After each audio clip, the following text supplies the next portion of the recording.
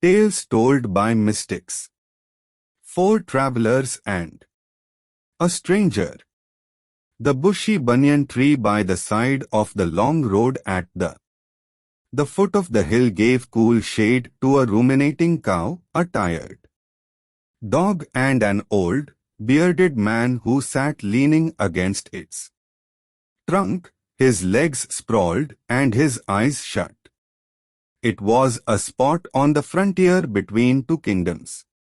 A traveler who was crossing the border stopped for a while. As his eyes fell on the old man. Well, your disguise can possibly deceive some detectives, but not all.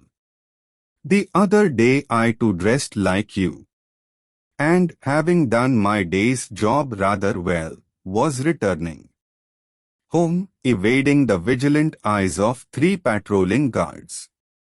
But the 4th one caught hold of me and searched my person and recovered the gold chain I had snatched from a lady. The day's only gain was gone, but the pity is the effect of the blows I received on my back still refuses to go. However, try your luck, brother. The man spoke in a faint soliloquy and moved away.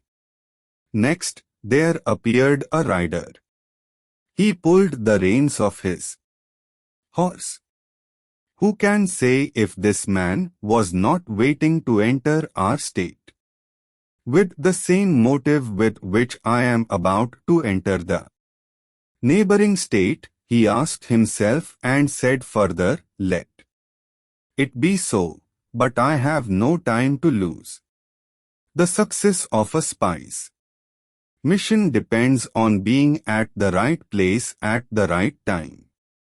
I must hurry. He galloped away. An hour later a passerby, tottering and staggering, stopped for a while and laughed, looking at the bearded stranger. How much did you gulp down, my chum, that you should lie sprawled like this? Look at me.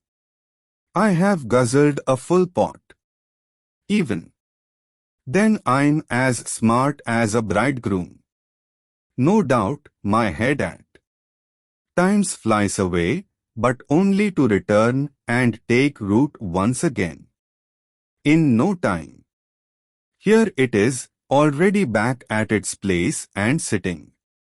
Quite like a good boy, the fellow muttered, touching his own head with his hands, sure that the precious stuff was there. Casting yet another contemptuous look at the old man, the drunkard moved away. By and by twilight set in and all became quiet. A young man, walking and humming, stopped at the sight of the old man. He observed the stranger for a moment. He then slowly went closer to him and sat down at his feet. My good luck! Whom do I see? He told himself in a murmur. He fanned the old man with a large leaf and drove away flies and ants from his body. His trance over, the old hermit opened his eyes at last and smiled.